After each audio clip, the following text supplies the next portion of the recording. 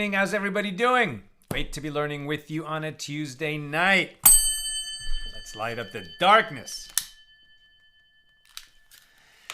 Who's in the house? Stephen in New Hampshire, Shandor in the Bronx, Paul in the Great Northwest, Bill in frigid mid-Missouri, Joe in the Inland Empire, Bella in Florida, Lucy in Minnesota, Melissa in Great Neck Guy, Ohio, Sharon in New Jersey, Ella says Shalom, Marjorie in Georgia, Rochelle, Modesto is in the house, Aoife in Florida, and Sharon in New Jersey. Welcome, everybody.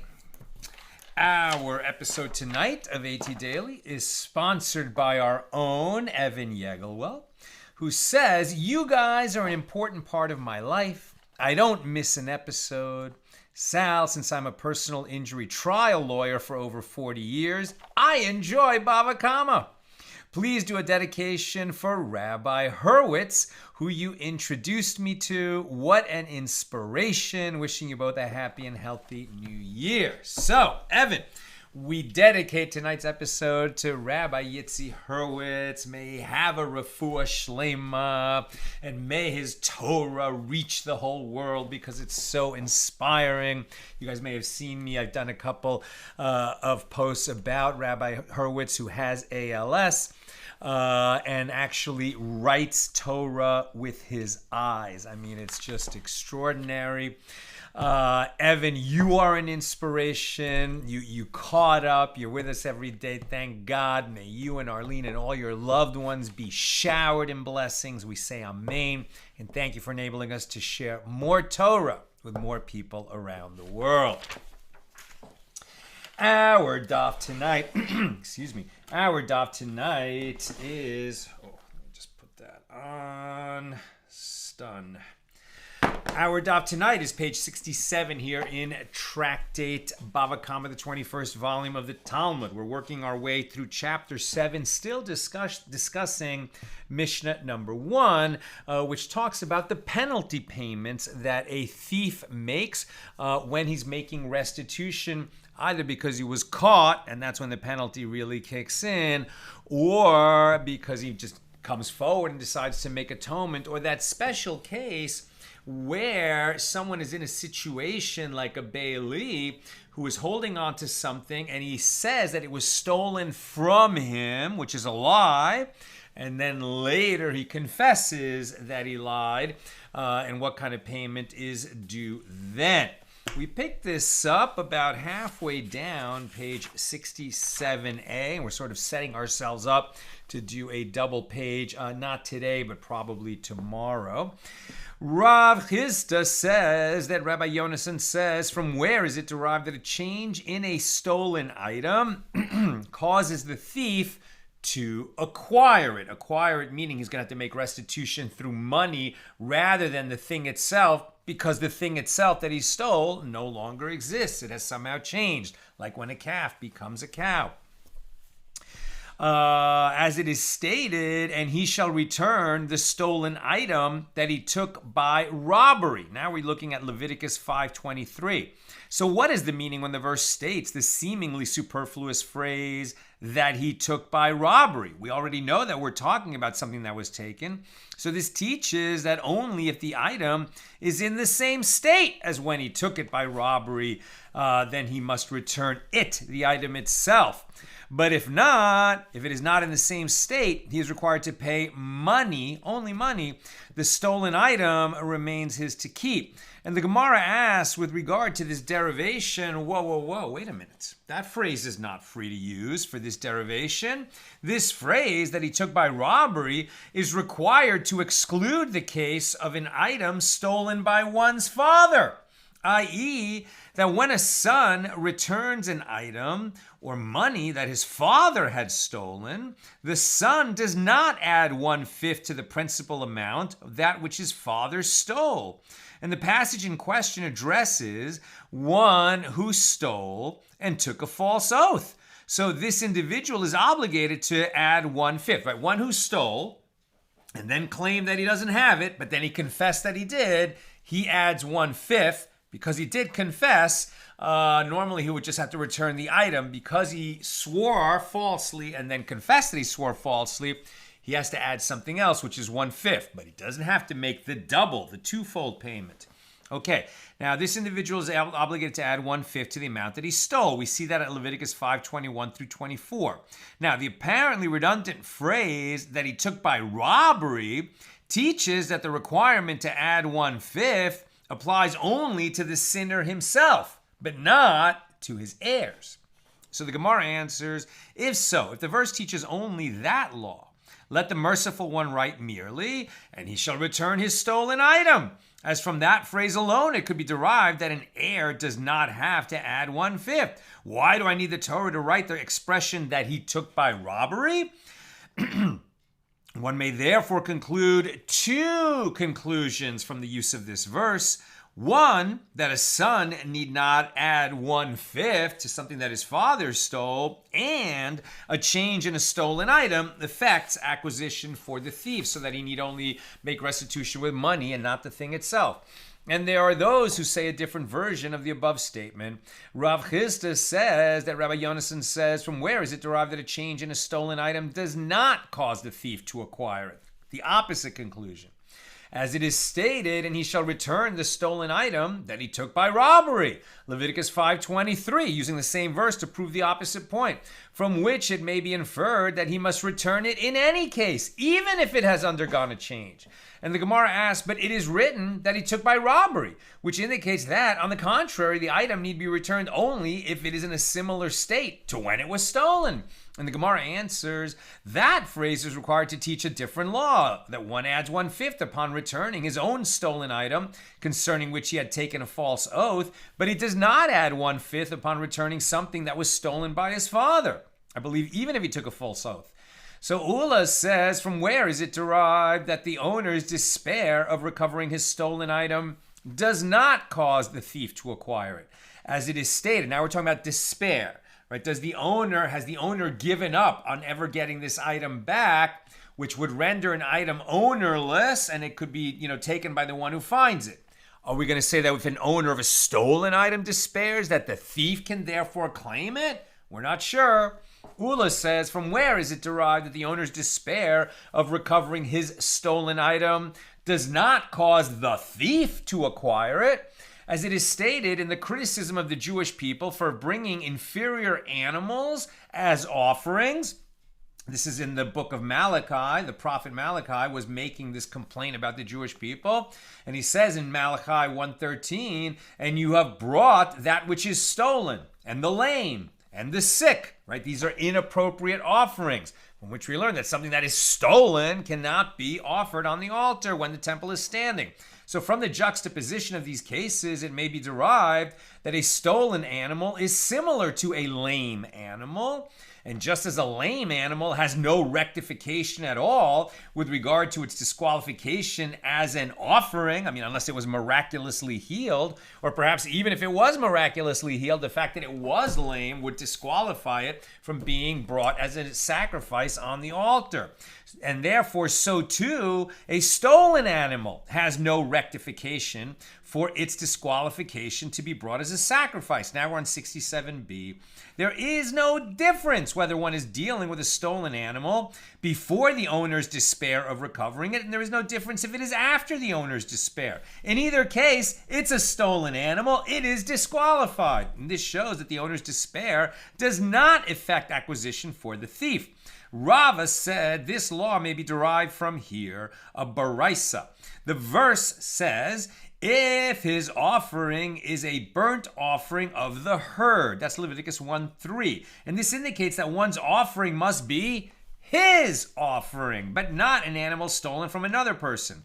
When, i.e. in which circumstances, is it necessary to teach this law? If we say that it is dealing with a stolen animal that the robber consecrated and sacrificed before the owner's despair of recovery, why do I need a verse to teach this? It is obvious that it is disqualified, as one cannot even consecrate an animal that does not belong to him, let alone sacrifice it.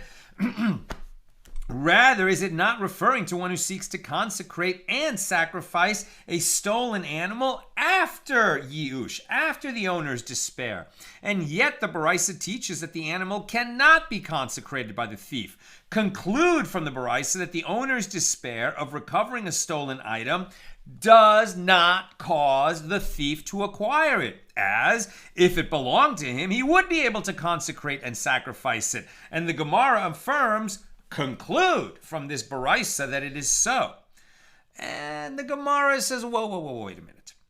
But Rava was the one who said that this proof can be refuted, as the Baraisa can be interpreted as dealing with one who robbed another of an offering that was already consecrated.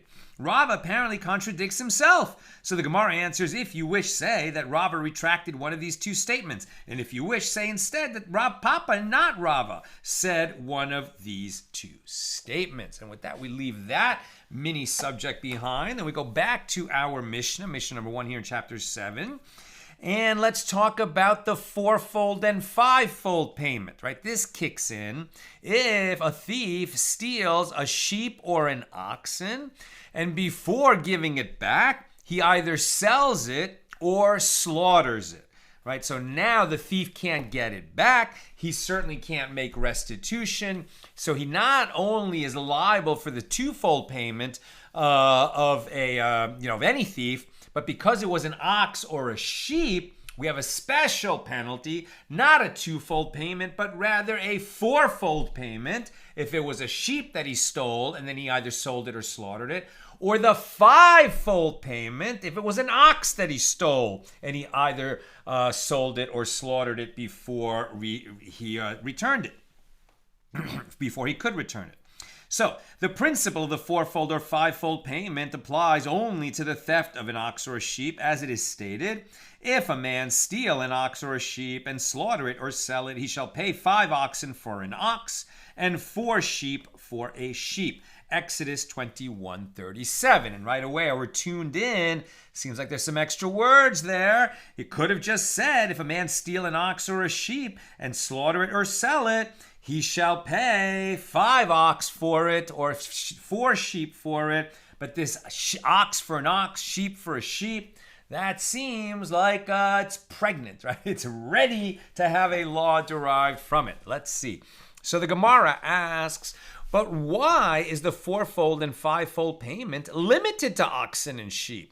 Let us derive otherwise by a verbal analogy of the term ox in this verse and ox from a passage dealing with Shabbos, where it is stated, and the 7th day is Sabbath to the Lord your God. You shall not perform any labor, you, your son, your daughter, and your slave, your maidservant, and your ox, and your donkey, and all your animals, and the Gentile that is within your gates. Now that's a long list of people and animals that need to rest with you on Shabbos. It could have just said, you shall not perform any work on Shabbos, neither you nor any person or animal that lodges with you. Since it gives all these examples, it must be that the Torah is teaching us something with the examples.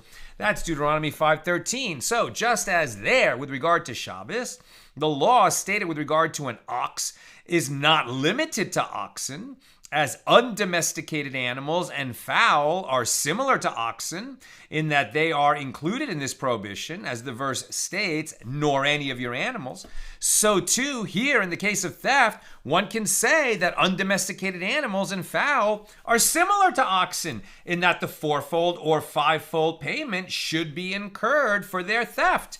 And Rava said the verse dealing with theft states ox and sheep. Ox and sheep. Twice. There, and this repetition indicates that for an ox and a sheep, yes, there's a fourfold or fivefold payment, but for other items, no, there is no fourfold or fivefold payment. And the Gemara says with regard to Rava's assertion that one of the instances of ox and sheep is superfluous, which instance of the word ox or sheep is the superfluous one? If we say that the instance of ox and sheep at the end of the verse is superfluous, where it says ox for ox, sheep for sheep,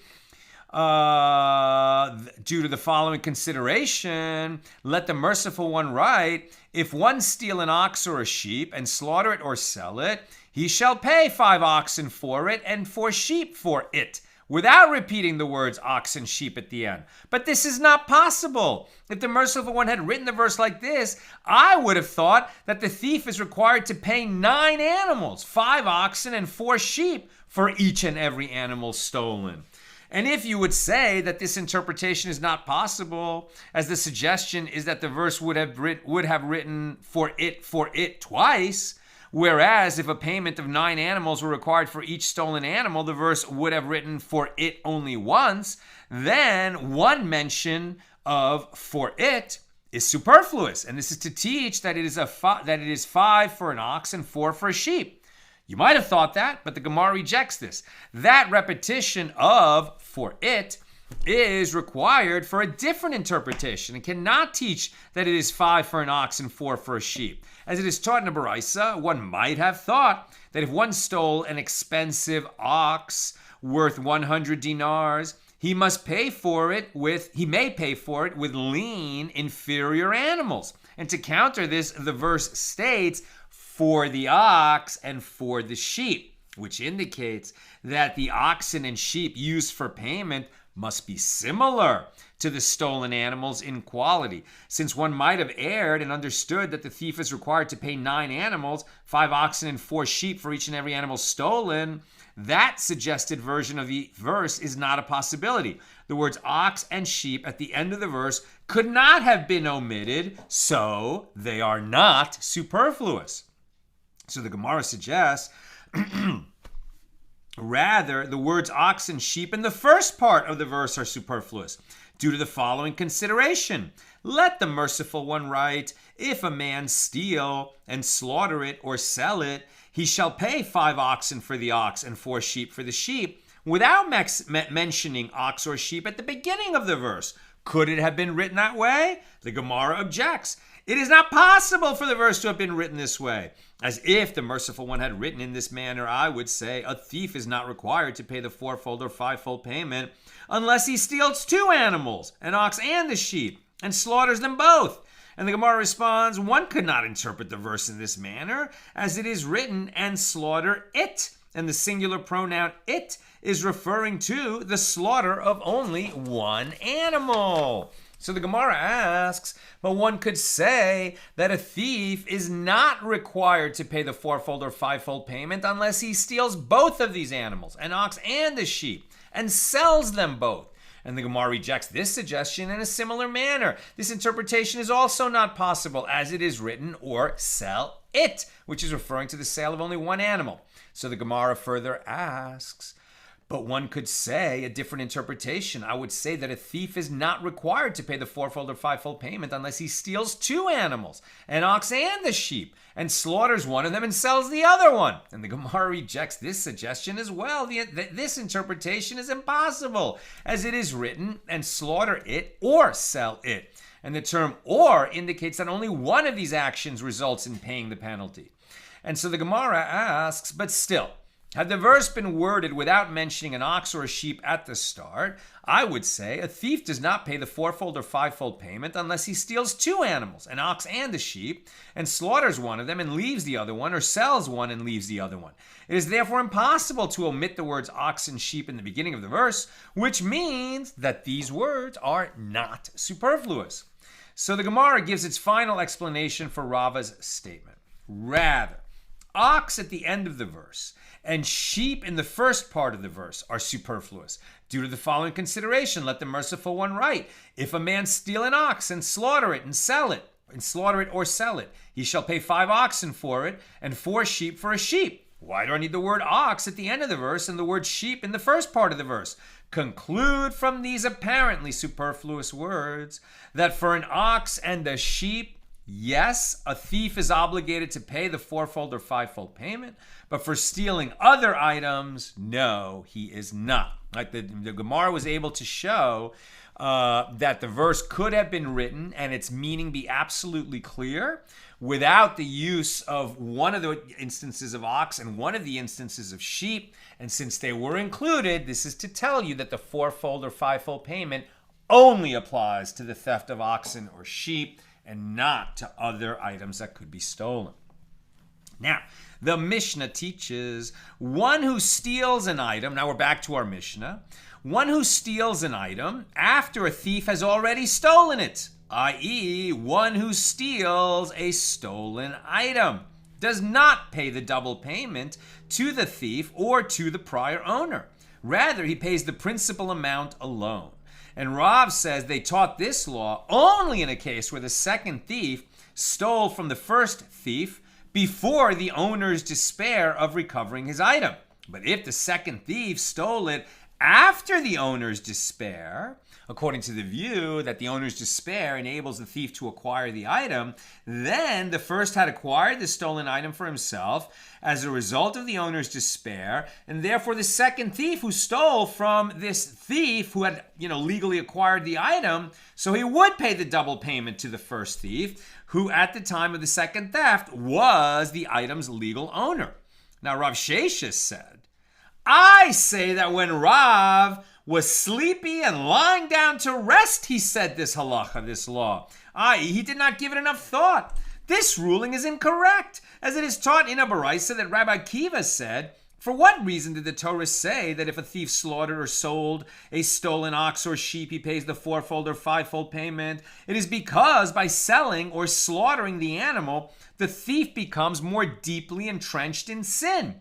So Rav Sheshes analyzes Rabbi Akiva's statement. When did this sale of the stolen item take place? If we say it occurred before the owner's despair of recovering his property, now we're on page 68a, is it possible to say that there is any entrenchment in sin? The sale does not take effect as it occurred before the owner despaired, which means that the thief did not in fact deepen his sin by selling the animal. Rather, it must be that the sale occurred after the owner's despair. And if it enters your mind that the owner's despair causes the thief to acquire the animal, why does he pay the fourfold or fivefold payment? Since the animal belongs to him after the owner's despair, in effect, he slaughters his own animal or sells his own animal. And the sages say it is possible to explain the term from Rabbi Akiva's statement, entrenched in sin, in accordance with what Rava said. So the thief is liable because he repeated his sin, i.e., he sinned the second time by going through the motions of the sale, regardless of the fact that the sale was not legally binding because he didn't acquire it. Here too, one can say that the thief is liable because he repeated his sin. So the Gemara suggests, come in here, a proof from a baraisa. It is written, if a man steal an ox or a sheep and slaughter it or sell it, Exodus 21:37. Now, just as slaughter is an act that cannot be undone, so too, the selling that we're talking about here has to be an act that cannot be undone. It has to be a legally binding sale. So the Gemara analyzes the baraisa. Now, when is a sale irreversible? If we say this sale occurred before the owner's despair of recovering his stolen animal, why can't it be undone? Since the thief's sale of the animal before the owner's despair is ineffective, the sale is easily undone. Rather, the baraisa must be speaking about a case where the thief sold the animal after the owner's despair. And if it enters your mind that a thief acquires a stolen item after the owner's despair, why does he pay the fourfold or fivefold payment for slaughtering or selling the animal at this point? He slaughters his own animal or he sells his own animal. So apparently a thief does not acquire the stolen item after the owner's despair. But the Gemara rejects this proof. The explanation for this baraisa is, as Rav Nachman said in reference to a different baraisa.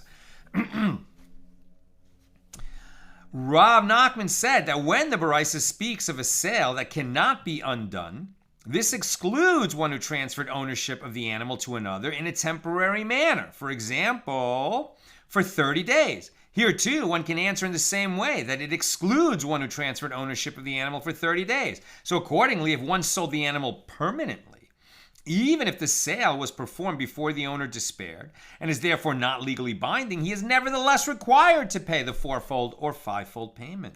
And the Gemara raises an objection from a different baraisa. If one stole an animal and another person subsequently came and stole it from him, the first thief pays double payment to the owner, and the second thief pays only the principal to the first thief.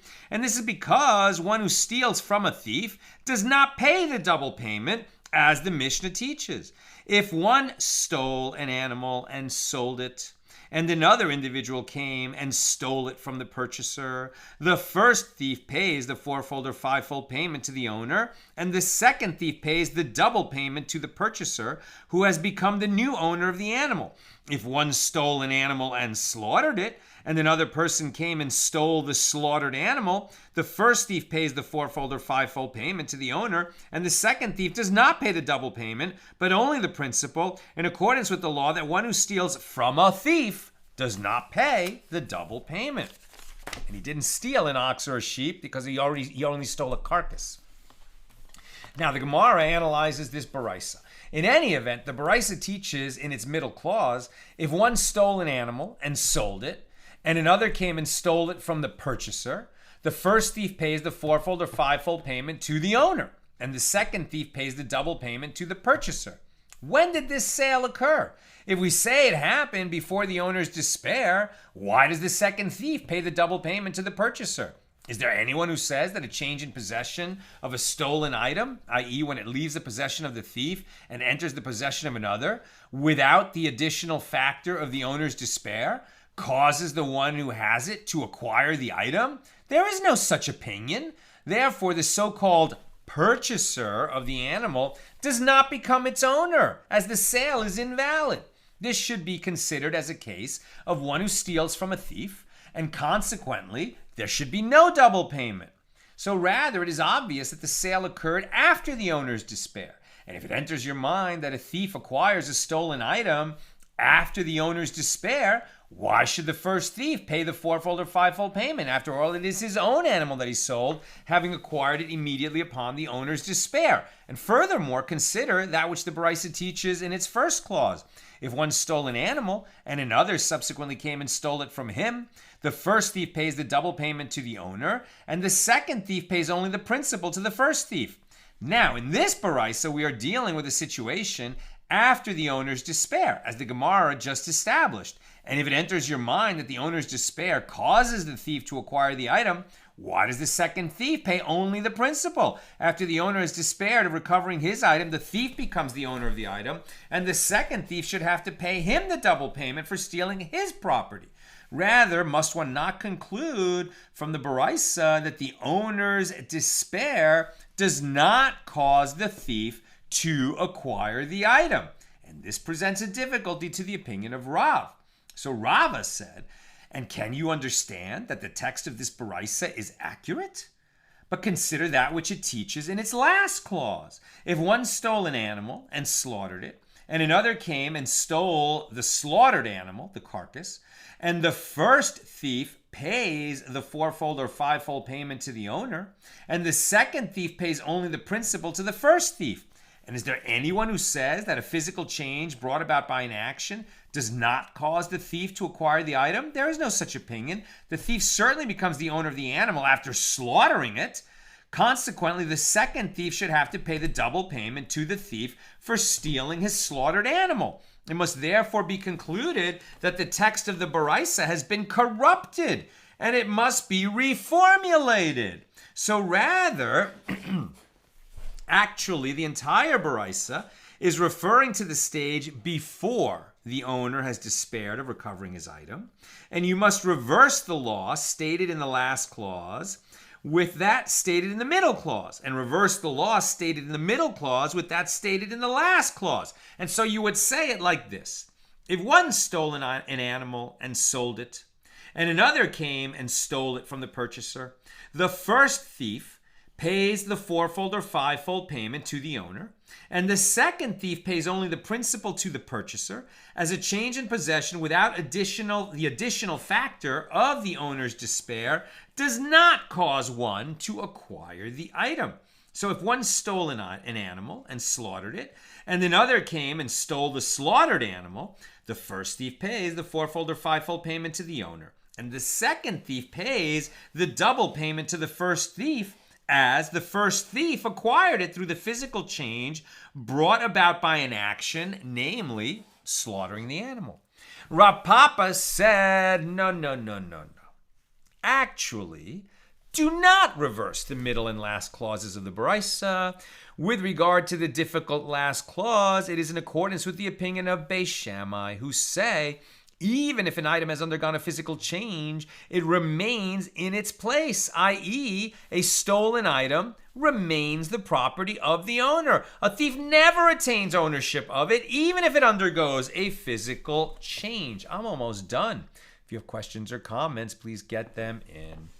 So the Gemara asks, if so, if the Baraisa is not reversed, and if it is referring to the stage after the owner's despair, then the first clause and the middle clause of the Baraisa present a difficulty to the opinion of Rav, who maintains that after the owner's despair, the item belongs entirely to the thief. So Rav Zevid said, actually, the entire Baraisa is dealing with the stage before the owner's despair.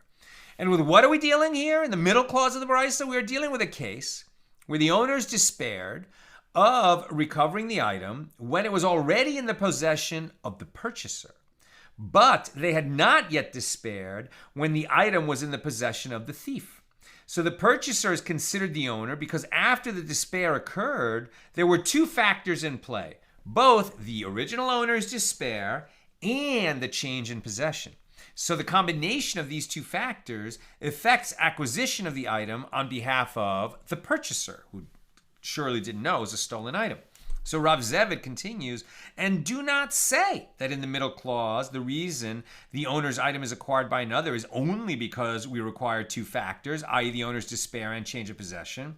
Rather, even in a case of the owner's despair by itself, the item is acquired by the thief, in accordance with Rav's opinion, that despair alone affects acquisition on behalf of the thief.